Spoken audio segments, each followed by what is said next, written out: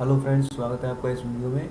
इस वीडियो में हम हाजिर हैं फिजिक्स के कुछ इम्पोर्टेंट क्वेश्चन लेके जो हर एग्जाम में लगभग पूछे जाते हैं। तो पहला क्वेश्चन है, कार्य का मात्रा क्या है? तो आप सभी को पता है, जूल। Just 1 minute.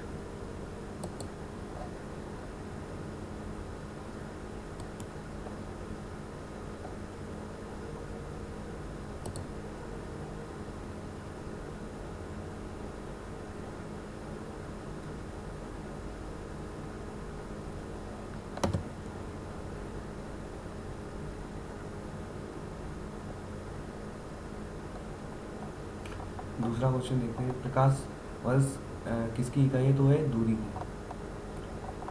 और तीसरा क्वेश्चन है, बल की एसआई यूनिट क्या है? न्यूटन। आप देख सकते हैं इसके साथ मैंने ऑप्शंस भी दिए हुए हैं। और इनमें से समय का मात्रक नहीं है, तो प्रकाश वर्ष समय का मात्रक नहीं है, समय का मात्रक है आदिवल चंद्रमा। ये तो समय की मात्रा है, लेकिन प्रकाश वर्ष एक दूरी की मात्रा है। पारसेक किसकी इकाई है? तो देश दूरी की है। एक पारसेक में 3.25 प्रकाश वर्ष होता है। अगला क्वेश्चन है हमारा 6 नंबर, इनमें से कौन सा सुमेलित नहीं है? तो समुद्री नौसंचार, समुद्री मील नौसंचालन की में दूरी की इकाई है, अश्वशक्ति शक्ति इकाई है, सेल्सियस ऊष्मा की इकाई नहीं है, ताप की इकाई है। ठीक है। अगला है, ल्यूमेन किसका मात्रक है? तो ल्यूमेन ज्योति फ्लक्स का मात्रक है, और ज्योति तीव्रता होता है कैंडेला का, और चुंबकीय बल का होता है गॉस। भौतिक मात्रा ज्योति की इकाई क्या है? तो लक्स होती है। ठीक है। और टेस्ला वेबर चुंबकीय क्षेत्र से संबंधित है, आपको पता होगा। तो पास्कल किसकी इकाई है? दाब की इकाई है। तापमान केल्विन में नापा जाता है, परमताप से बोलते हैं। कैंडेला ज्योति तीव्रता का मात्रक है, हमने आपको ऊपर बताया था। अगला क्वेश्चन है, जूल इनमें से किसकी इकाई है? तो जूल ऊर्जा की इकाई है।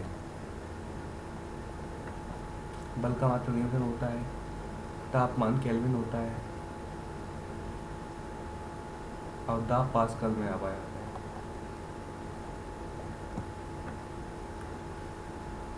मात्रकों की अंतर्राष्ट्रीय पद्धति कब लागू की गई? तो 1971 में।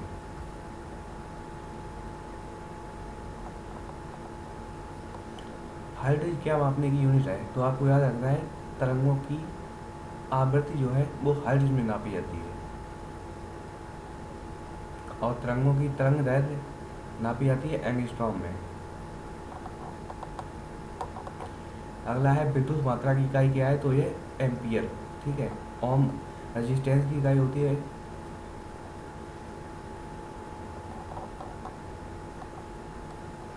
एसआई पद्धति में लेंस की शक्ति की इकाई क्या होती है? तो होती है डायप्टर। और बात की शक्ति की होती है मीटर लेंथ की होती है। अगला क्वेश्चन है, डेसिबल किसे मापने के लिए प्रयोग में लाया जाता है? तो होता है वातावरण की ध्वनि। वातावरण में जो ध्वनि होती है उसको डेसिबल में नापा जाता है। ठीक है। अगला क्वेश्चन है, एम्पियर क्या नापने की इकाई है? तो याद रखना है करंट। और ओम को प्रतिरोध से नापते हैं, बल को न्यूटन में नापते हैं, वोल्टेज को वोल्ट में नापते हैं। ठीक है। अगला क्वेश्चन है, यंग प्रत्याशा गुणांक का SI मात्रा क्या है? तो मीटर प्रति मीटर स्क्वायर। कंठस्थ आपको याद रखना है। अगला क्वेश्चन है, इन युग्मों में से किन भौतिक राशियों की समान विमीय सूत्र नहीं है? कार्य का और ऊर्जा का समान है, आवेग और संवेग का समान है, भार और बल का समान, लेकिन बल और दाब का समान नहीं है, क्योंकि जो दाब बराबर होता है बल बटे क्षेत्र पर होता है, F/A। ठीक है। एक खगोलीय इकाई संबंधित किससे है? तो सूर्य एवं पृथ्वी की बीच की दूरी से संबंधित है, आपको याद रखना है बिल्कुल कंटेस्ट। सूर्य एवं पृथ्वी के बीच की दूरी, चंद्रमा या कोई भी ग्रह लगाए उससे मतलब ही नहीं है। सूर्य और पृथ्वी के बीच की दूरी एक खगोलीय इकाई होती है। ठीक है। अब पूछा गया, इसमें कौन सी इकाई ऐसी है जिसकी कोई विमा नहीं होती? तो श्यानता गुणांक, गैस नियतांक और प्लांक नियतांक, इन सबकी विमा होती है, विकृत की कोई विमा नहीं होती। ठीक है। अगला क्वेश्चन पूछा गया है, इनमें से कौन एक सदिश राशि नहीं है? तो दाब, वेग और संवेग, इनमें संवेग दिशा होती है, और द्रव्यमान में कोई दिशा नहीं होती। आप ये वही बोलो कि मेरा द्रव्यमान 50 किलो पूर्व की ओर है, तो इस तरह से आपको याद रखना है कि द्रव्यमान एक अदिश राशि है। अगला क्वेश्चन है, इनमें से अदिश राशि है तो ऊर्जा, बल, आघूर्ण, संवेग। बल आघूर्ण एक टेंसर राशि है और संवेग एक सदिश राशि है। बल आघूर्ण टेंसर मतलब आप समझते ना, आई होप समझ रहे होंगे। और इनमें से अदिश राशि कौन सी है, तो ऊर्जा एक अदिश राशि है। फिर उससे पूछा गया है कि सदिश राशि कौन सी है,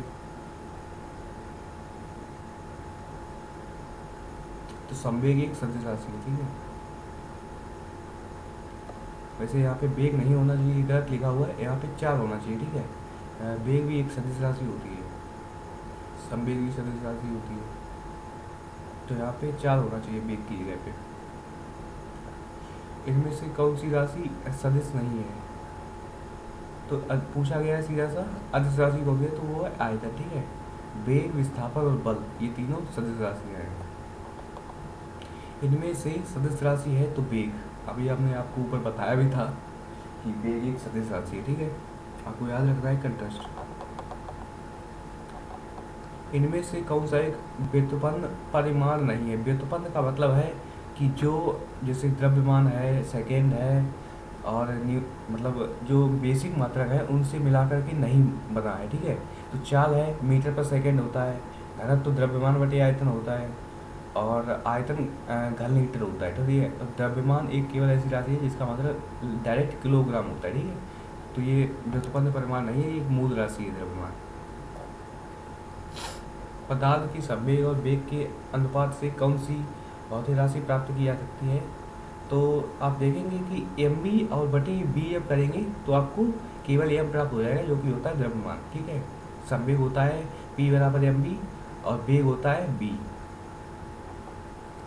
अगला क्वेश्चन है, प्लांक के अचर में किसका आयाम होता है, तो कोणीय गति।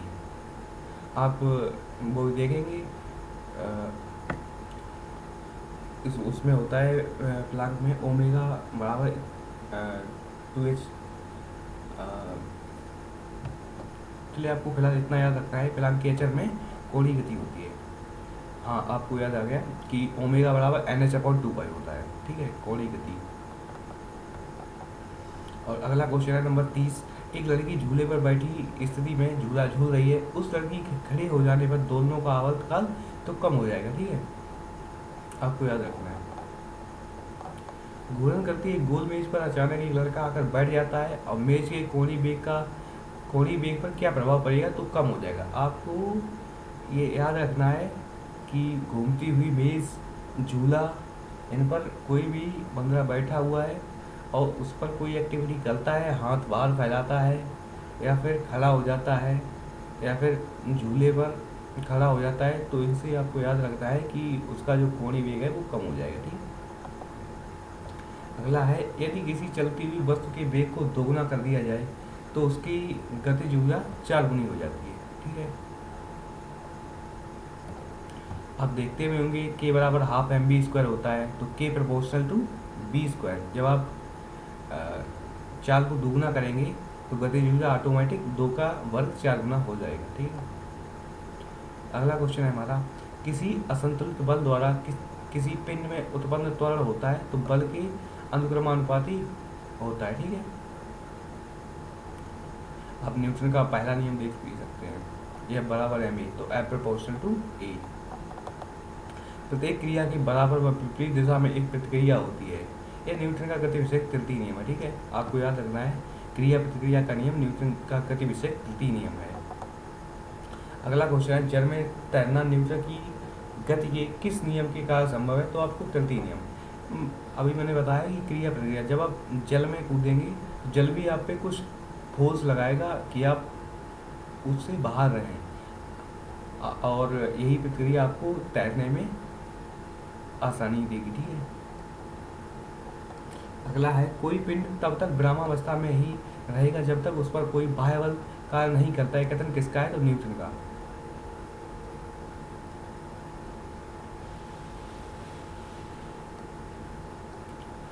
बल की परिभाषा आती है न्यूटन के गति के पहले नियम से आती है। ठीक है,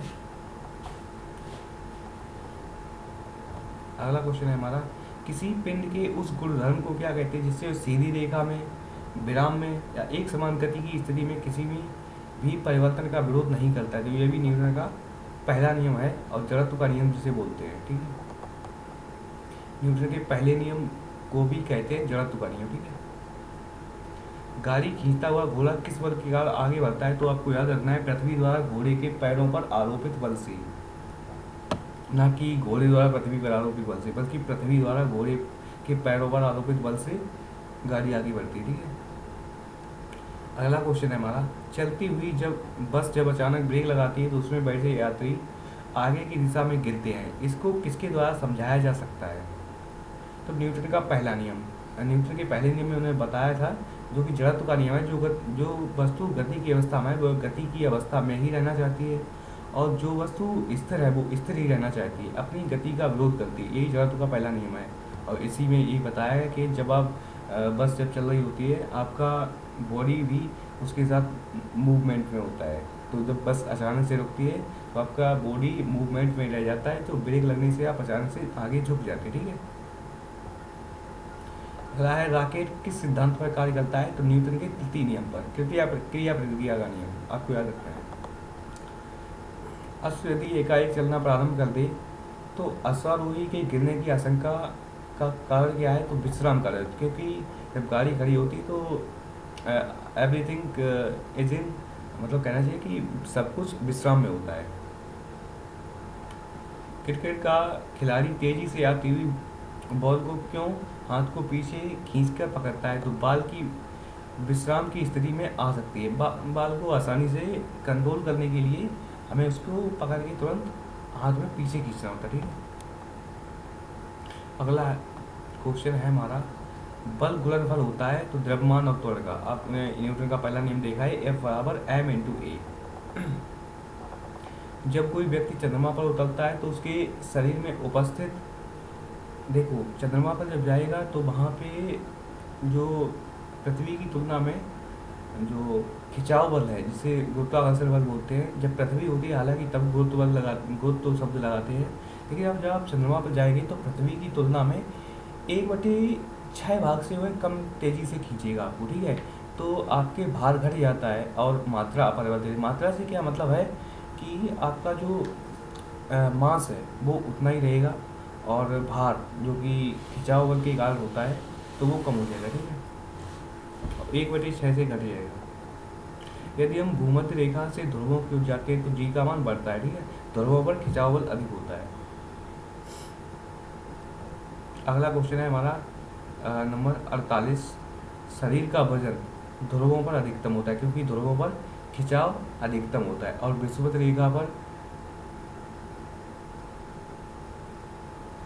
रेखा पर न्यूनतम होता है। ठीक है, आपको याद रखना है, यहाँ पे गलत टाइप लिखा हुआ है,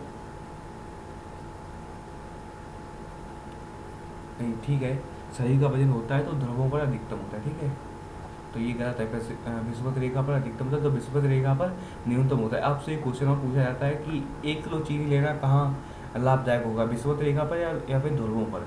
तो ध्रुवों पर लाभदायक होगा। ठीक है,